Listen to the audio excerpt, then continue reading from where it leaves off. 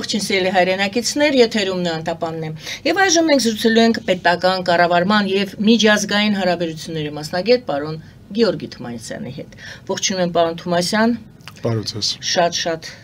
շնորհակալ եմ, որ ընդունել եք հրավերը, շնորհակալ եմ, որ այստեղ եք։ Տեղեկացնեմ սիրելի հայրենակիցներ, որ դուք իհարկե գիտեք, առաջին անգամ չէ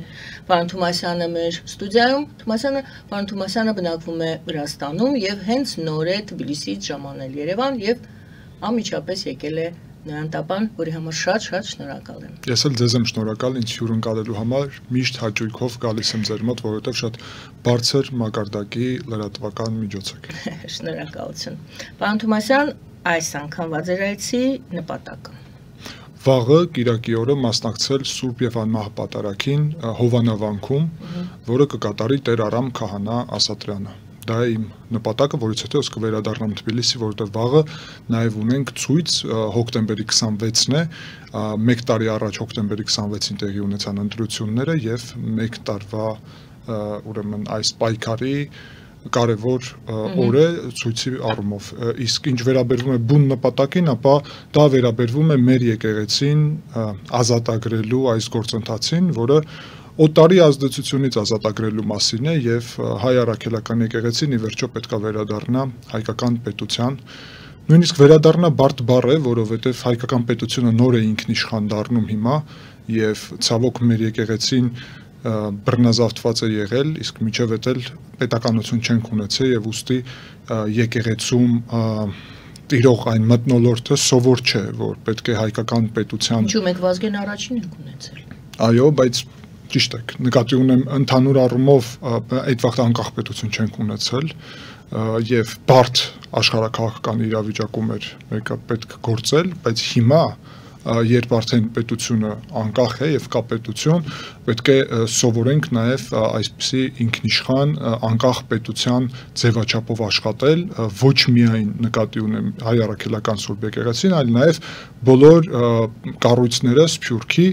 ներկայացուցիչներին եւ առհասարակ պետք է սովորենք, որ Երևանը սուբյեկտ է, Երևանը ինքնիշխան կենտրոն է, որը ունի իր սեփական օրակարգը, սեփական արտաքին քաղաքականությունը, ըստ որի նաեւ պետք է գործի հայ առաքելական Սուրբ եկեղեցին եւ դա անհնար է միջև այդտեղ գտնվում է Կտրիչ Ներսյանը։ Փաստորեն վաղը Հովանավանքում դուք պատարագին եք մասնակցելու, դա սկանդալային, ես կարծում եմ, ինչ որ սադրանքներ կարող են լինել եւ չեք անհանգստանում, որ այդտեղ ինչ որ խնդիրներ կարող են լինել։ Մենք տեսնում ենք, որ այո ցանկություն ունեն սադրանքների դիմելու, որովհետև սրանով ազատագրման գործընթացը արդեն խոսքից անցնում է գործի, որովհետև դա կլինի առաջի մեր եկեղեցին, ինչպես նաև առաջի այսպիսի պատարագը, որը բացահայտ արդեն Կտրիչ Ներսյանի համակարգից դուրս կլինի, բայց որքանով է դա օրինական։ Դա օրինական է, որովհետև Կտրիչ Ներսյանի կողմից ձևավորված այդտեղ իր ուրեմն համակարգը, որը ինք փոքրիկ խմբակ է, այդպես կոչված, որ ինքը ձևավորեց իր ընտանիքի անդամների համագյուղացիների կողմից եւ եկեղեցին, որը առաջի հերթին հավատացյալ ժողովուրդն է եւ իրան սպասարկող հոգեվորականները, որոնք ուրեմն առարչի արչև ունեն պարտականություններ, այսօր ցավոք իրավիճակ է, որ այդ մարդիկ ընկալում են, որ իրանք եկեղեցին իրանք են եւ ներքին գործեր ունեն փաստորեն, որում հավատացյալ խոտը պետք է նույնիսկ չներխուժի, ինչպես արդեն նշեցի, այդ եկեղեցում իրանք պատկերացնում են իրանց մաֆիոզա կլանական համակարգը Կտրիչ Ներսյանի, իր գիտեք, քրոջ եղբորն են ձերբակալ է այդ հակաօրինական գործունեության պատճառով Արագածոտնի թեմի առաջնորդի նկատի ունեմ, եղբոր մասին վարչապետ Փաշինյանը շատ կոնկրետ բացահայտում արեց, ասաց, որ KGB-ի գործակալ է ազգային ժողովից եւ ես համոզված եմ, որ վարչապետը ունի դրա փաստեր, առանց փաստերի այդպիսի հայտարարություն չեր անի, ուստի սա շատ լուրջ թեմա է, մենք պետք է հանրությանը փակագծերը բացենք եւ ասենք, որ իհարկե այն մարդիկ, ով սովոր են սովետական ժամանակներից որ պետք է KGB-ի համակարգի ներսում աշխատեն, այդ մոտեցումով չկա հիմա այլևս KGB, իրանք փնտրում են իրավահաջորդներ, փնտրում են նոր կապեր, փորձում են շարունակել նույն տրամաբանությամբ աշխատել, որտեղ սովոր չեն, չգիտեն, նույնիսկ հետ սովետական Հայաստանում մենք չենք ունեցել այդ անկախության հնարավորությունը, առնվազն վերջի միջև հեղափոխություն վերջի 20 տարվա ընթացքում եւ նույնիսկ հեղափոխությունից հետո էլ մի քանի տարի շատ բարդ իրավիճակ ունենք, ուստի հիմա արդեն շատ բաց պետք է հանրությանը ասենք, որ այս հարցը ինքնիշխան Հայաստան կառուցելու անխուսափելի մաս է, անհնար կլինի մենք կառուցենք ինքնիշխան պետություն, միջև Կտրիչ Ներսյանը գտնվում է այս համակարգում, այն էլ համակարգի գլխին։ Մենք որևէ խնդիր ուրեմն հանրությունը, ամբողջ հանրությունը, որովհետև այստեղ իշխանությունները ներգրաված են այն առումով, որ իրանք ընտրված են հանրության կողմից, ամբողջ հանրությունը եւ բոլոր այն մարդիկ, ով քննարկումներ են անցկացնում տարբեր, այս նույն քննարկումը մենք նաեւ տեսնում ենք մարդկանց մեկնաբանությունները, մարդկանց քննարկումը, շփվում ենք մարդկանց հետ ուղիղ։ Վաղը ես նաեւ իմ կողմից հրավիրել եմ մարդկանց եւ հազարավոր մարդիկ մեկնաբանել են, պատրաստվում են նաեւ գալ մասնակցել, որովհետեւ այս հարցը վաղուց հայկական հանրությունում, հիշեցնեմ նոր Հայաստան նոր հայրապետ շարժումը, ցավոք այն ժամանակ վարչապետ Փաշինյանը չգնաց այդ ճանապարհով, հաշվի չառավ բոլոր սպառնալիքները եւ ինչ որ առումով կայացրեց, կարծում եմ սխալ որոշում այդ փուլում, բայց հիմա լավ է, որ արդեն վերջնական հարցը պետք է որոշվի, որովհետեւ ամբողջ հանրությունը վաղուց գիտի, թե ինչ իրավիճակ է ձևավորվել ցավոք մեր եկեղեցին պետք է հզորանա եւ դրա համար անհրաժեշտ է որ մաքրման գործընթացը տեղի ունենա բոլոր արդար քահանաները, որոնք ուզում են հոգեվոր առումով սպասարկել ուրեմն եկեղեցու եւ իրանց հոգեվոր պարտականությունները, իսկ քաղաքական առումով պատրաստ են միայն եւ միայն Հայաստանի Հանրապետությանը ծառայել,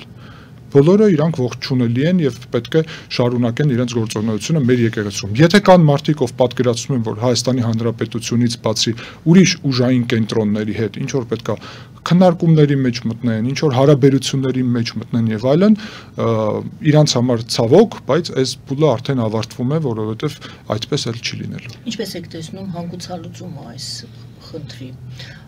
Նիկոլ Փաշինյան, Գարեգին Կաթողիկոս, դուք ասում եք հանրությունը, բայց հանրությունն էլ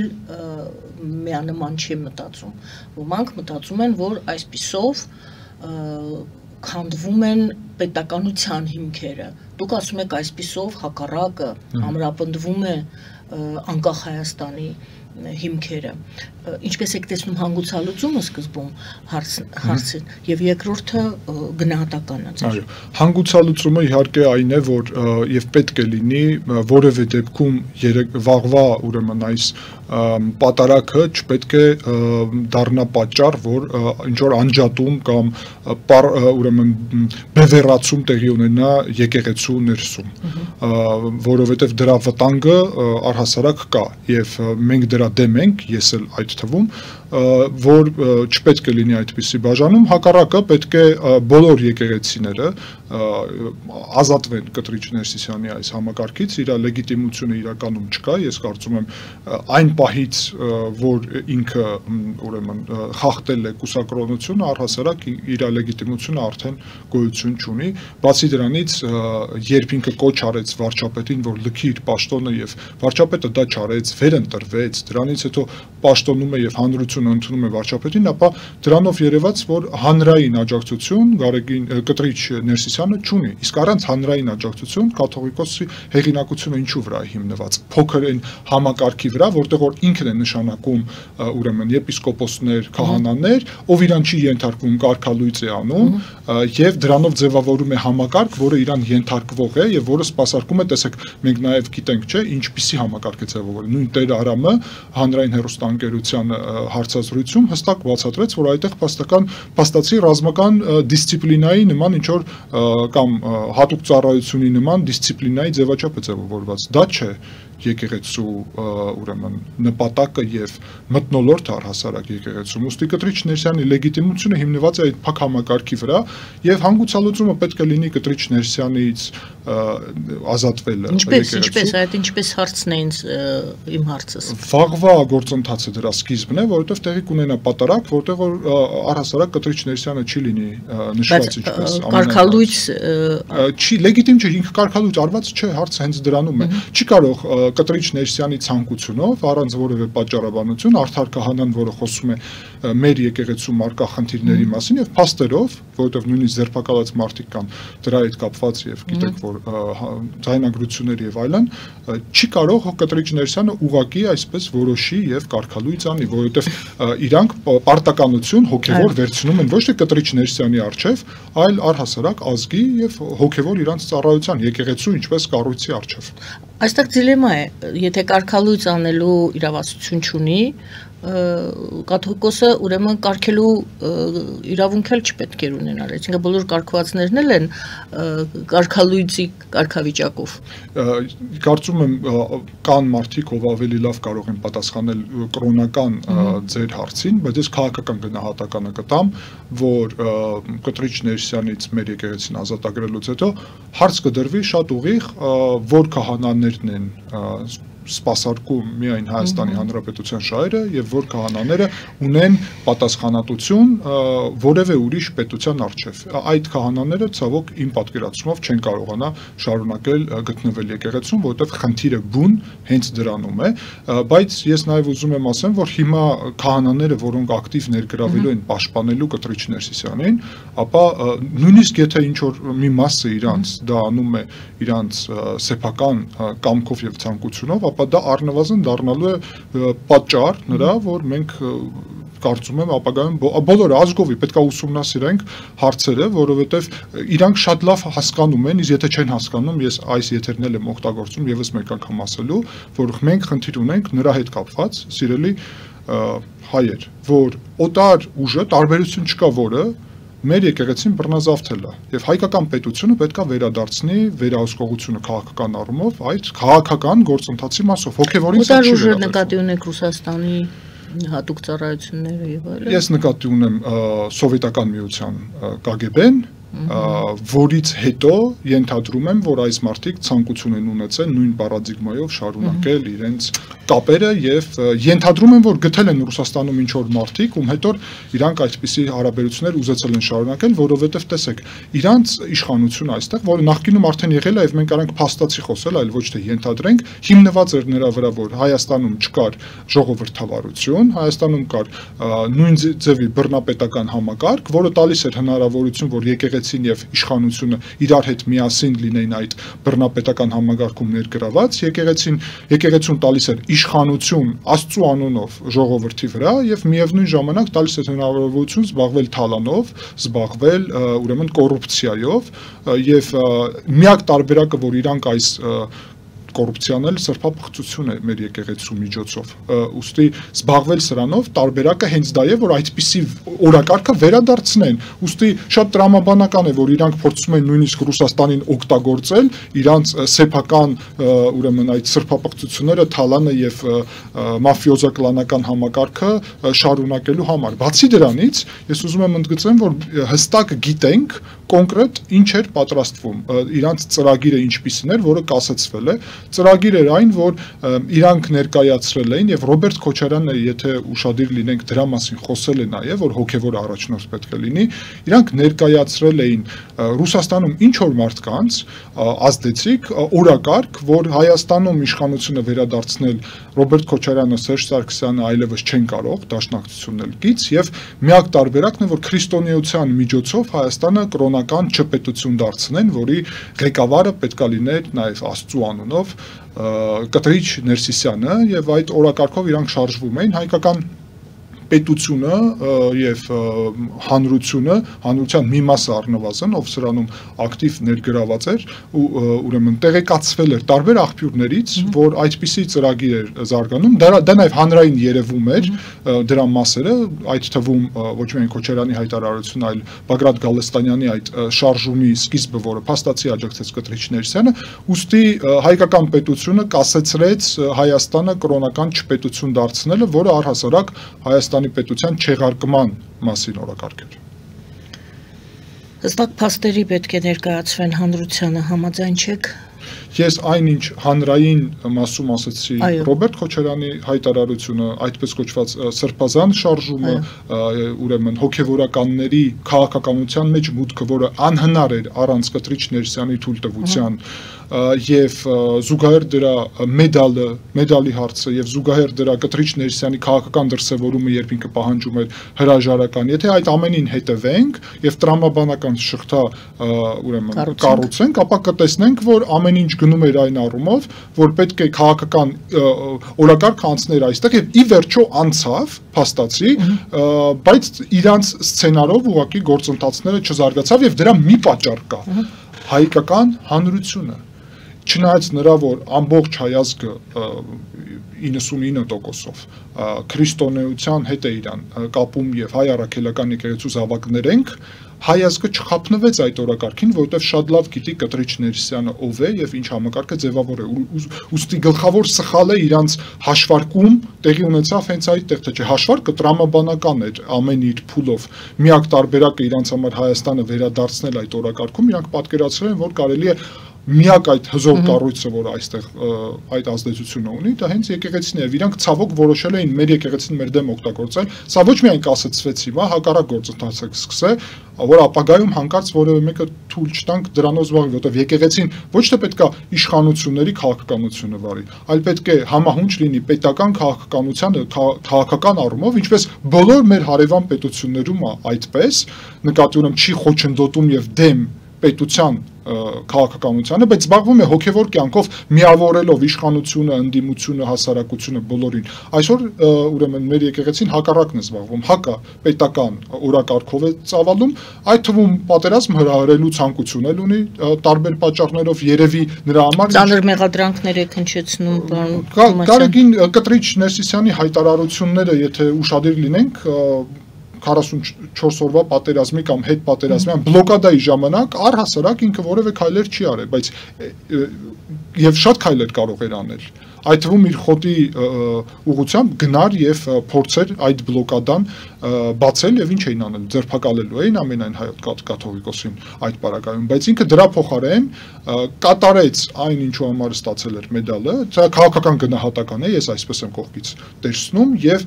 հիմա արդեն սկսում է այդ օրակարգը տանել, որ տապալի խաղաղության օրակարգը, Վաշինգտոնի օգոստոսի 8-ի օրակարգը, միևնույն ժամանակ ասեմ ձեզ շատ ուղիղ, հաշվի առնելով, որ Ռուսաստանը ստիպված է եղել իր թուլանալու իրավիճակում Ուկրաինայում պատերազմում համակերպվել նրա հետ, որ Ադրբեջանում այլևս չի կարող պահել խաղաղապահ զորք եւ կառավարել այդ իրավիճակը Ադրբեջանի պետության հետ եւ Թուրքիայի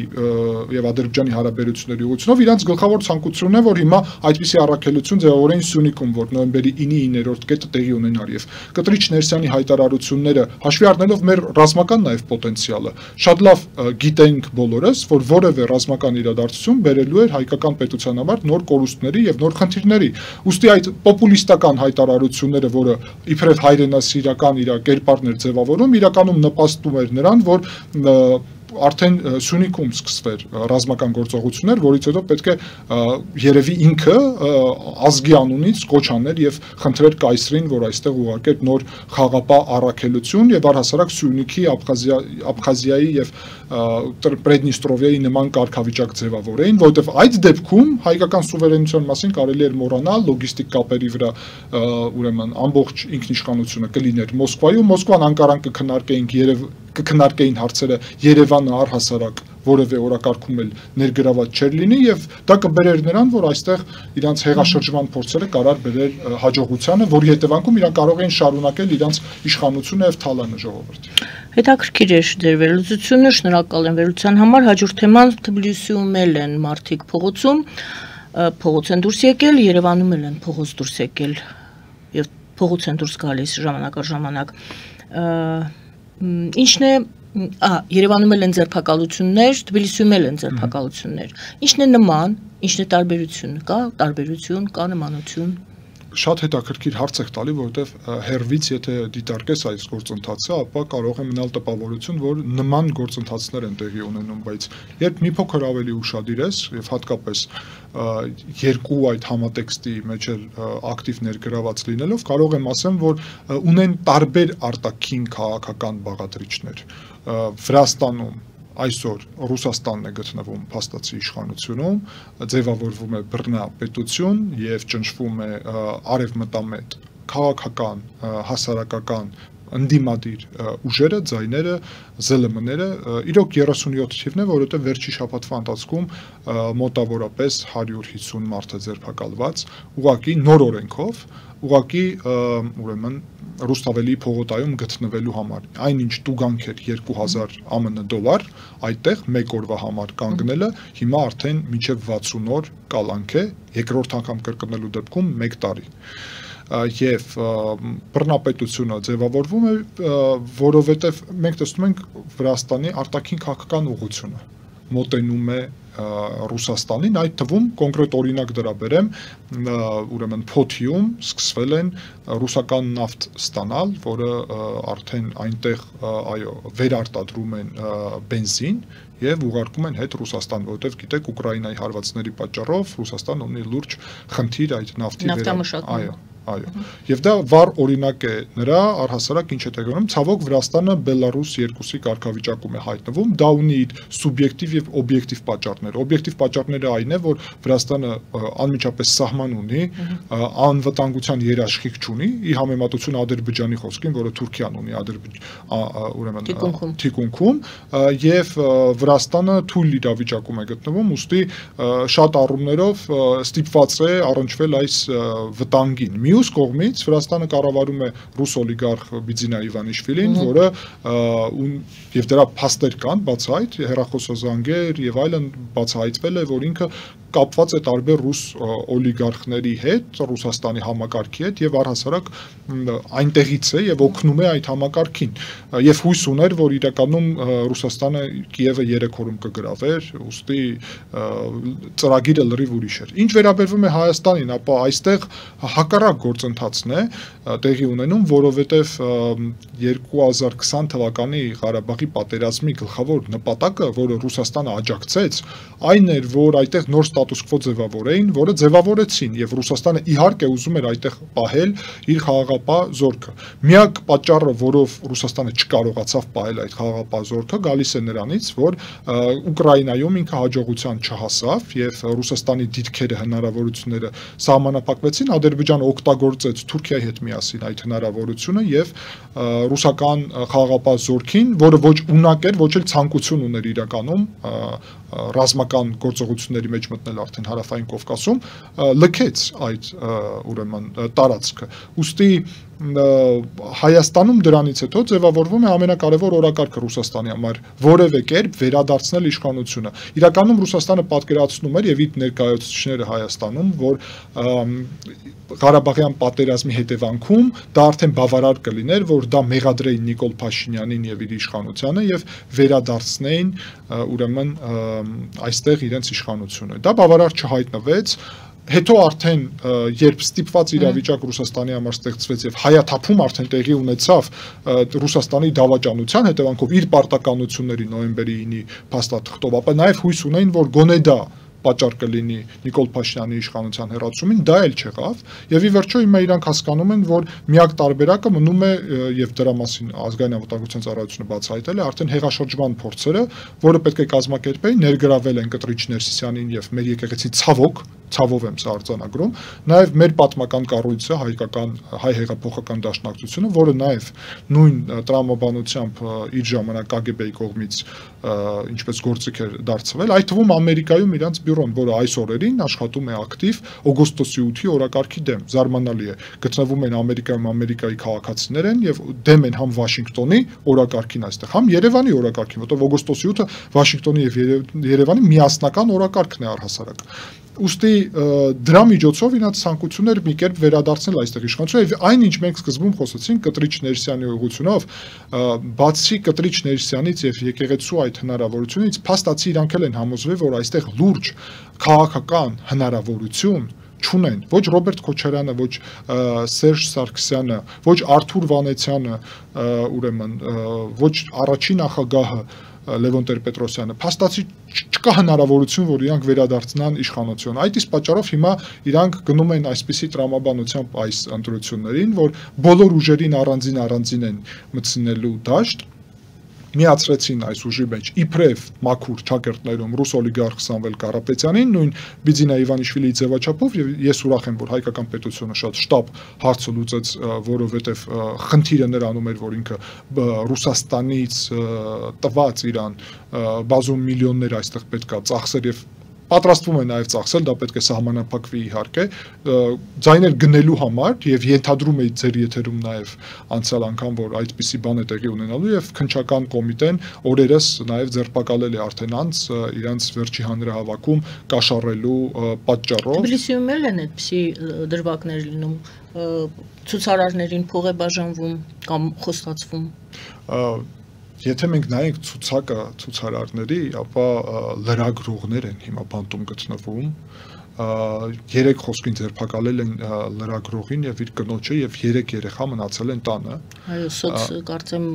հաստատություն տեղափոխեցին երեխաներին, չէ՞։ Այո, հանրային հեռուստաընկերության լրագրող է, շատ հայտնի խոսքին։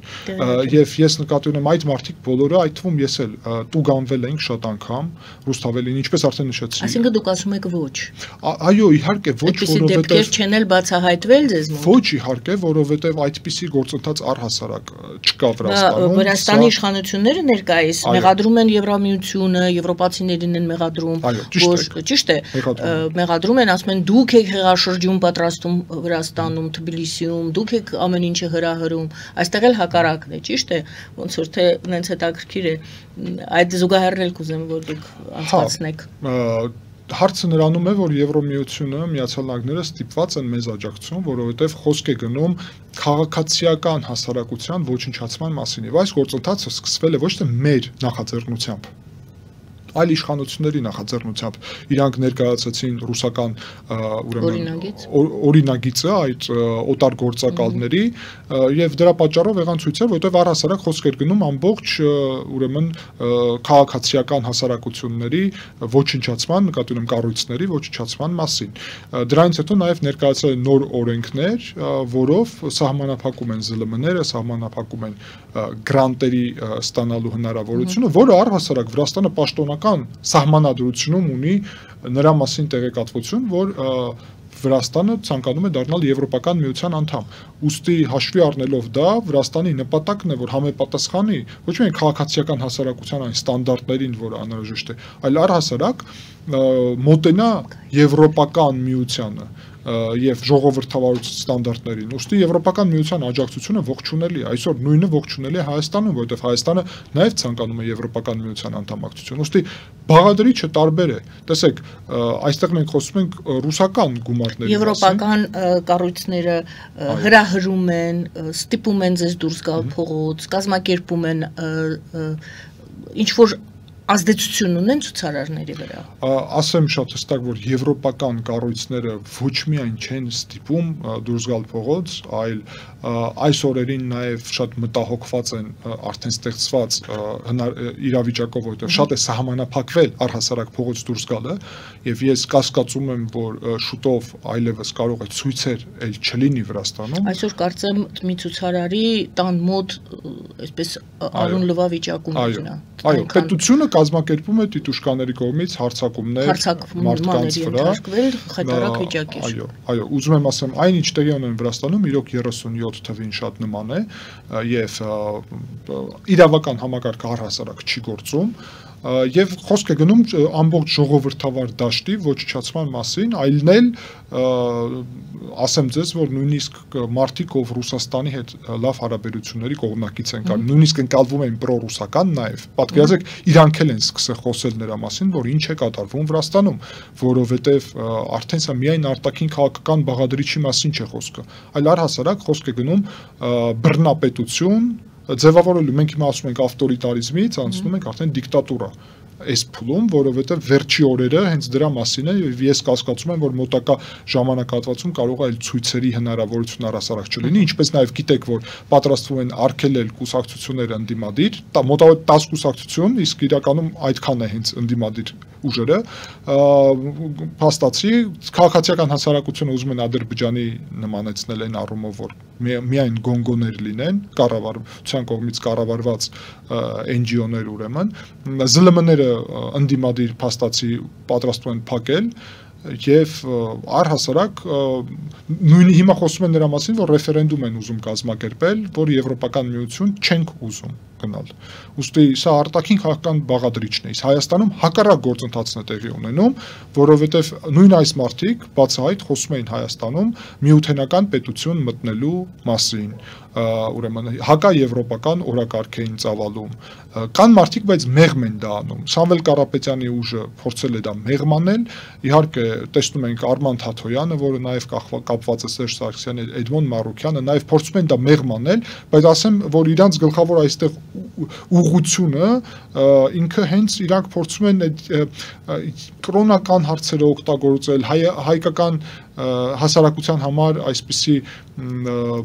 ցավոտ, այո, Լեռնային Ղարաբաղի հարցը օգտագործել եւ այլն, նրա համար, որ հրահրեն հնարավորություն մի կերպ իշխանություն վերադարձնելու։ Չնայած դրա, այստեղ կարող եմ ասեմ, որ Հայաստանում ժողովրդավարության աննախադեպ իրավիճակ է եւ ես նույնիսկ պետք է ասեմ, որ հայկական ժողովրդավարությունը պետք է ինչ-որ մեխանիզմներ կիրառի, որը սկսվել է, բայց կարծում եմ նույնիսկ բավարար չէ, որ պաշտպանի ժողովրդավարությունը, որովհետև ավտորիտար համակարգը օգտագործում է ժողովրդավարությունը բռնազավթելու նպատակով։ Այդ թվում նկատի ունեմ fake news-երը, նկատի ունեմ փաստացի հիբրիդային ինֆորմացիոն պատերազմը, որը ես կարծում եմ, որ շատ ավելի ակտիվանալու է միջև ընտրություններ, այն նպատակով, որ այս ընտրությունները կարելի ասել վերջնական պետք է որոշեն օգոստոսի 8-ի Վաշինգտոնի օրակարգը կլինի այստեղ թե չէ, եւ Վրաստանը գրավելուց հետո փաստացի Ռուսաստանի համար շատ կարեւոր է, որ Հայաստանն էլ վերադարձնի, այդ դեպքում պատկերացրեք Ռուսաստան, Վրաստան, Հայաստան ամբողջ այս շղթայով բոլոր լոգիստիկ կապերը Թուրքական միության, Չինաստան, Եվրոպական միություն միջին միջանց կոչված ծրագիրը Ռուսաստանն է վերահսկում։ Եվ բոլորը ստիպված են եղնելու Մոսկվայի հետ խոսել այդ հարցերի շուրջ, որովհետև կլինի միայն Ռուսաստան եւ Իրան։ Վրաստան, Հայաստանն էլ Ռուսաստանի ազդեցության տակ։ Այդ ամբողջ շղթայում էլ ուրիշ ցամաքային ճանապարհ չկա։ Այս պահի համար իրականությունը այսպեսին է. Ռուսաստանը, Իրանը եւ Վրաստանը, որը Ռուսաստանի ազդեցության տակ է, ուրեմն բևեռում է հայտնվել։ Եվ միակը, որը ուրիշ բևեռում է, ավելի չեզոք կարամ ասեմ, որովհետեւ միայն արևմտյան բևեռում չի Հայաստանը, դա Հայաստանն է։ Եվ ամբողջ կոմունիկացիաները միջին միջանցքի հայկական խաչմերուկի, Թուրքական միության կամ Չինաստանի Եվրոպական միության միջև հիմա այդ թվում արևմուտքի կողմից Վրաստանից էլ նաև անցկացվում են դեպի Հայաստան եւ դա դալու է Երևանին աննկարագրելի աշխարհաքաղաքական քաշ։ Դուք ասում եք 37 թիվ է Վրաստանում, Հայաստանում ներկայիս իշխանություններին մեղադրում են նույնպես նույն հարցում, ասում են 37 թիվ է, դուք քաղաքական օպոնենտներին բոլորին ձերբակալում ես, չգիտեմ, ցուցարարների հանդեպ իհարկե այդպիսի վերաբերմունք, չգիտեմ, դուք գնահատեք, դուք անընդհատ տեսնում եք եւ այն ինչ փողոցում կատարվում է ձեզ մոտ, ցուցարարներ իշխանություն եւ Հայաստանում ցուցարարներ իշխանություն։ Առաջինը 37 թիվ, երկրորդը ցուցարարների հանդեպ վերաբերմունք։ Աննկարագրելի տարբերություն կա, որովհետև եւս մեկ անգամ եմ ասում, իշխանությունները կազմակերպում են տիտուշկաների հարձակումներ։ Դուք ասեք ինչ բան է տիտուշկա, ես գիտեմ, բայց մեր լսարանը կարող է կազմակերպված ոչ օրինական խմբավորումներ են, որոնք գործում են իշխանության աջակցությամբ։ Եվ բոլորս երբ ցույցերից գնում ենք դեպի տուն,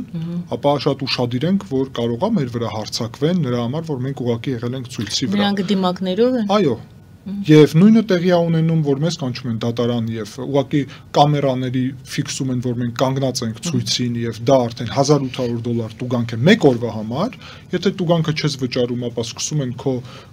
բռնազավթել արդեն քո ունեցվածքը, ուրեմն հիմա արդեն օրենքը փոխեցին, որովհետև մարդիկ ուղղակի ունեցվածքից զրկվում էին եւ միևնույնն է շարունակվում էին պայքարը, որովհետև առանց պայքար չեն պատկերացնում ինչ անել, կան մարդիկ լքում են պետությունը, այո, այնպես չէ որ բոլորն են շարունակում պայքարը։ Հիմա արդեն մարդիկ գնում են բանտ եւ մոտավորապես ասացի 150 մարդ է ձերբակալած ուղղակի կանգնելու համար փողոցում մենք ունենք լրագրողներ, որը այդ թվում Սախարովի հիմնադրամի եվրոպական այդ բանում հաղթեց Զիա Ամաղլոբելին օրերս Բելարուսի եւ վրացի լրագրողին տվեցին ուրեմն այդ կարևոր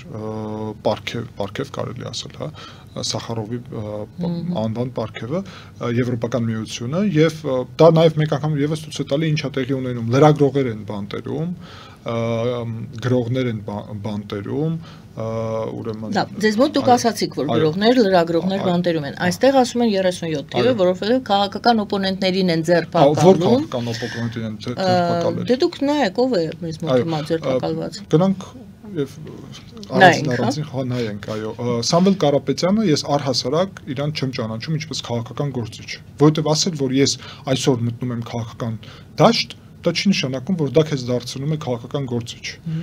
դու որևէ քաղաքական դրսևորում երբեք չես ունեցել երբեք չես մասնակցել եւ մեկ օրում չի դառնում բայց քաղաքական օպոնենտ չէ չի ստացվում քաղաքական օպոնենտ, այլ խնդիրը հենց դրանում է, որ այս դեպքում շատ բացահայտ ստացվում է ուղարկված քաղաքականության մեջ մարդ։ Այսինքն քաղաքական այնուամենայնիվ ձերբակալությունը համարում եք դուք։ Ոչ, ձերբակալության հարցը տեսեք, Եվս մեկ անգամ հիմքը իրավապահ մարմինները կբացատրեն ես որևէ բացատրություն չեմ կարող դրա հետ կապված տալ բայց ես կարամ քաղաքական եւ արտաքին միջազգային գնահատական տամ դրան այստեղ քաղաքական եթե քաղաքականը տալիս եք ուրեմն քաղաքական ձերբակալված քաղաքական բաղադրիչ իհարկե կա քաղաքական բաղադրիչ Վարդան Ղուկասյանի ձերբակալումը ոնց կարա չունենա նաեւ քաղաքական բաղադրիչ Չնայած նա որ կոռուպցիայի համար է Այսինքն քաղաքական ընդդիմության համար, ընդդիմախոսության, այլախոհության համար Հայաստանում բանտ են նստեցնում Ոչ, նստեցնում են կոռուպցիայի համար, նստեցնում են ուրեմն պետական հեղաշրջման փորձերի համար, նստեցում են օտար պետության եւ միշտ չի որ պետությունը պետք է բացահայտ դրա մասին ասի օտար պետության գործակալ կամ ցուցմունքով գալ պետություն բերել այն գումարները, որը քեզ ցուցումով կներեք։ Քեզ այն գումարները, որը քեզ տրամադրել են, տվել են հնարավորություն, որ դու վաստակես այդ պետությունում եւ քեզ դրա պատճառով դու պարտքի մեջ ես գտնվում այդ համակարգի առջեւ եւ գալիս ես, ինչպես Բիձինա Իվանիշվիլին եւ կատարում ես այն, ինչ այդ պետությանը պետք է, ուստի այդ դեպքում պետությունը, հայկական պետությունը ի վերջո որը կայանում է, ստիպված է, որ գնա ինքնապաշտպանողական այսպիսի գործունեությունների Վարդան Ղուկասյանի ձերբակալումը չնայած որ կոռուպցիայի պատճառով է իր արտաքին քաղաքական բաղադրիչներ ունի, որտեղ այդ մարդը իր լիազորություններից դուրս փորձել է ազդել նաև եւ մեկնաբանել արտաքին քաղաքականությունը, ինչը նաև խնդրահարույց է, դա անում է տեղի ինքնակառավարման մարմնի ներկայացուցիչը։ Պարզ է ձեր դիրքորոշումը, այժմ գովազդ հայտարարենք եթերում, ձեր թույլտվությամբ եւ այնուհետեւ կվերադառնանք տաղավար եւ կխոսենք այն մասին, թե Փաշինյանի մեկ հայտարարություն կներկայացնենք Թբիլիսիում էր գտնվում, վստահ եմ, որ դուք հետևում եք այդ այցին եւ ձեր տպավորությունները եւ Փաշինյանի խոսքի ուրեմն մասին ձեր կարծիքը։ Գովազդի եթերում սիրելի հայրենակիցներ, մնացեք մեզ հետ։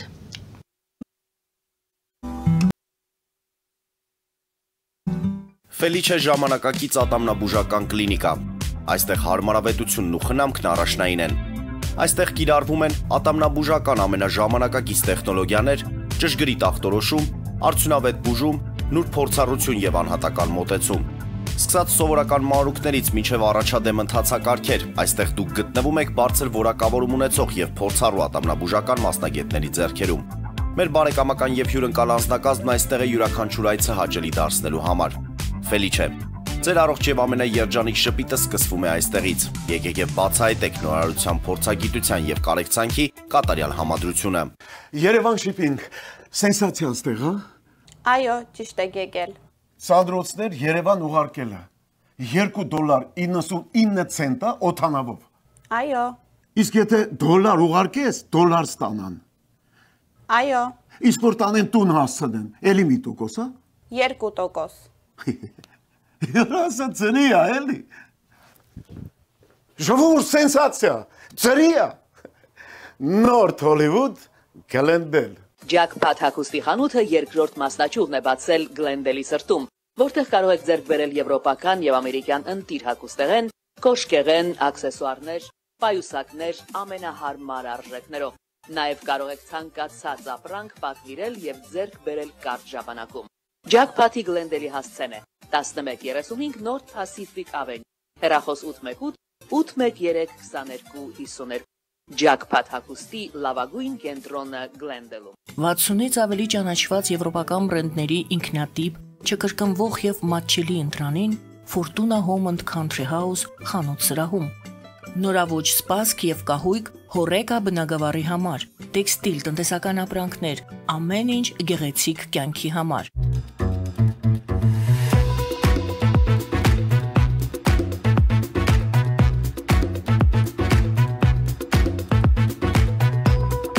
Արարատ ռեստորան, ընտանեկան եւ ընկերական ժամանցի լավագույն հասցե, սիրված արտիստներ, հյուրընկալ մթնոլորտ, հարուստ ճաշացան, անմահական խորտիկներ։ Արարատ ռեստորան, հասցեն անփոփոխ, սիրով սպասում ենք ձեզ։ Լավագույն պաղպաղակ, բնական, համեղ եւ մատչելի գներով պաղպաղակը կարող եք ձեռք բերել բոլոր հայկական խանութներում։ Պահանջեք հայկական պաղպաղակ, Թամարա պաղպաղակ։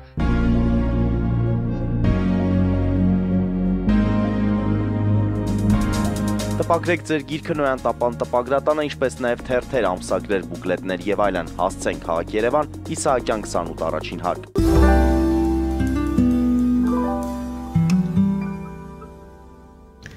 Սիրելի հայրենակիցներ, հիշեցնեմ, որ Գեորգի Թումասյանի հետ ենք զրուցում, պետական կառավարման միջազգային հարաբերությունների մասնագետ։ Պարոն Թումասյան, Փաշինյանը Թբիլիսիում էր, նա ասաց, բառացի չեմ ներկայացնում իր խոսքը, բայց իմաստը հետևյալն էր, որ Վրաստանը, Ադրբեջանը եւ Հայաստանը հրաշալի կարող են համագործակցել, ունենալ ընդհանուր շահեր եւ անգամ ծրագրեր եւ դա ունի ռազմավարական նշանակություն։ Հավատում եք, համաձայն եք, որ իսկապես երեք երկրները կարող են համագործակցել այդքան տարբեր երկրներ։ Ադրբեջանը դուք ինքներդ ասացիք, Թուրքիան է թիկունքում, Վրաստանի, չգիտեմ թիկունքում է թե որտեղ է Ռուսաստանը, էլի ձեր մատուցմամբ, եւ Հայաստանը պարզ չի թե ով է թիկունքում կամ որտեղ է գտնվում Հայաստանը։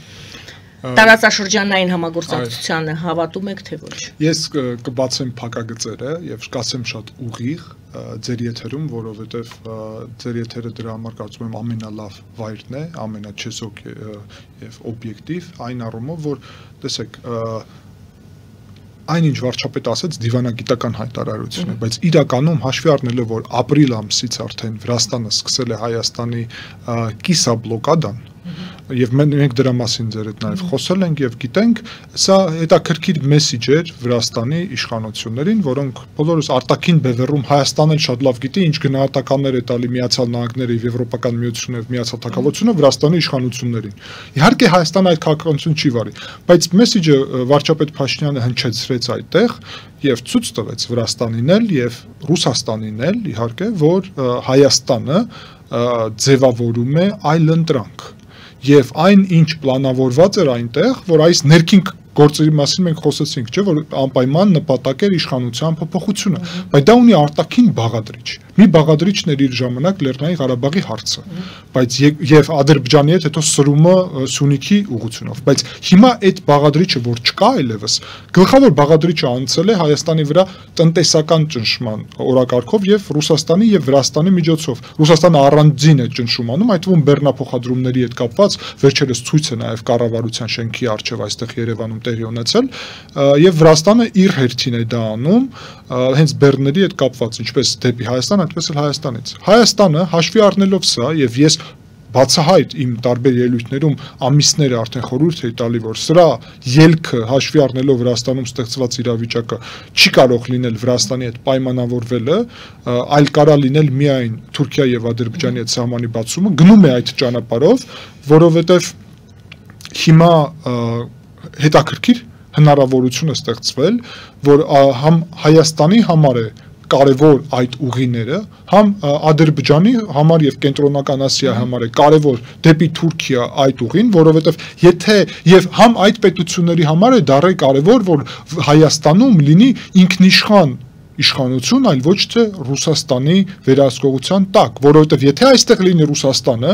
նույն այդ լոգիստիկ կապերը թուրքական միության միջև վերահսկելու է Մոսկվան, եւ Ադրբեջանը ստիպված եւ Կենտրոնական Ասիան առնչվելու է ուրեմն Մոսկվայի հետ։ Հիմա մենք տեսնում ենք, որ այդ թուրքական պետությունները հասկացել են, որ սուվերեն Երևանի հետ կարելի է հետաքրքիր նոր օրակարգ ձևավորել, փոխշահավետ, այդ իսկ պատճառով մենք տեսնում ենք բարելավում հարաբերություններում Թուրքիայի Ադրբեջանի հետ, բայց նաև Ղազախստանը խոսքին իր կարևոր ներդրումն է ունենում եւ օրերս պետք է նաև տեղի ունենա վարչապետ Փաշինյանի այցը Ղազախստան, դա նաև այն գործընթացի մաս է, որ Հայաստանը առհասարակ ունի շատ լավ հարաբերություններ թուրքական պետությունների միության թուրքական ուրեմն Կենտրոնական Ասիայի թուրքական պետությունների հետ, Ղազախստանի, Ուզբեկստանի, Թուրքմենստանի եւ Ղրղստանի հետ։ Եվ դա լավ հիմք է նրա, որ մենք նաեւ այդ պետությունները առաջերտին Ղազախստանը հետ հարաբերությունները հիմք օգտագործելով կայունացնենք հարաբերությունները Ադրբեջանի եւ Թուրքիայի հետ։ Եվ այնտեղ կայունացնող դեր է հենց խաղում Ղազախստանը։ Ղազախական ցորենը ստանալը ճիշտ է, երկաթուղով գալու է դեր Վրաստանով, բայց դա մեսիջ է Վրաստանին, որ մեզ հաշված ամիսների ընթացքում փաստացի խոսքը գնում միջև 2 տարի արդեն երկաթուղային կապել պետք չի լինի։ Նկատի ունեմ Հայաստանից է այդ մեսիջը, որ Ադրբեջանից, Կենտրոնական Ասիայից կամ Թուրքիայից որևէ բան ստանանք, իսկ ցամաքային սահման բացման մասին ուրեմն Հայաստանի վարչապետը ասաց, որ հենց հիմա պատրաստ ենք Մարգարա Գորիսի ուղղությունով բացել սահմանը։ Ուստի Հայաստանը սրանով Ռուսաստանին հստակ մեսիջ է ուղարկում, որ բլոկադայի գործընթացը չի աշխատելու եւ եթե Ռուսաստանը փորձի այդպիսով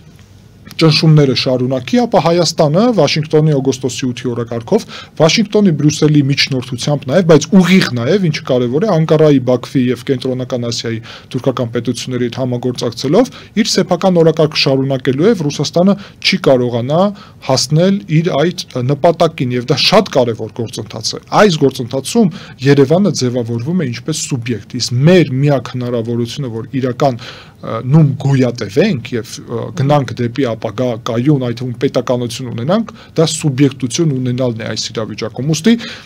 Վրաստանին այդ մեսիջը նաեւ ուղարկվեց եւ դա նվազեցնում է Վրաստանի կողմից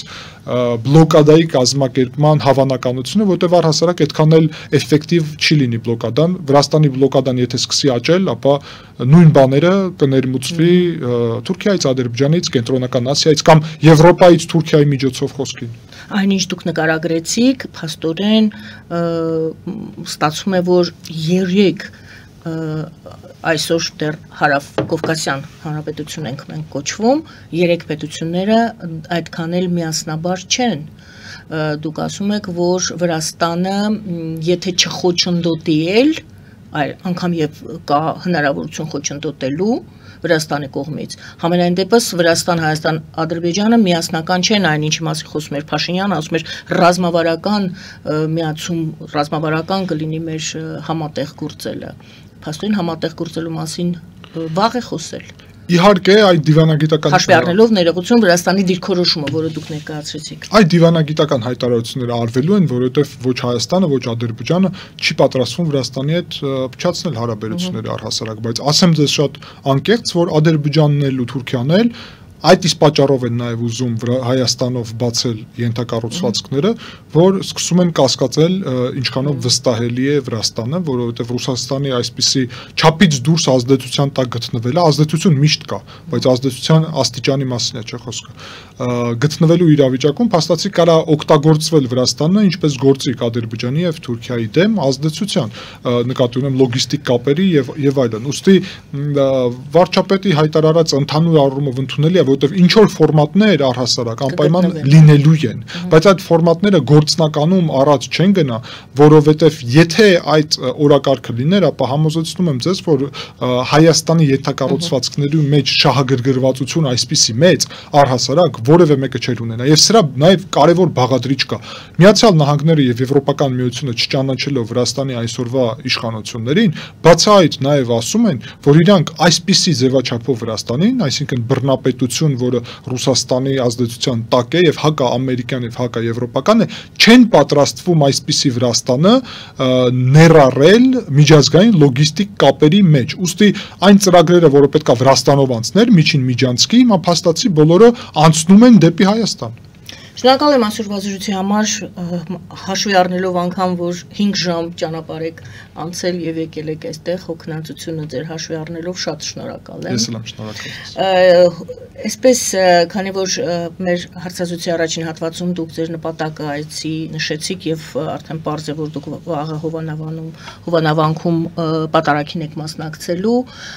ձեր Թբիլիսի վերադառնալուց հետո խնդրելու եմ, որ կիսվեք ձեր տպավորություններով եւ ձեր այս ուղևորության արդյունքներով, համաձայն ենք։ Իհարկե, անպայման։ Շատ շնորհակալ կլինեմ։ Շնորհակալություն սիրելի հայրենակիցներ, Գյորգի Թումասյանն էր մեր զրուցակիցը, պետական կառավարման եւ միջազգային հարաբերությունների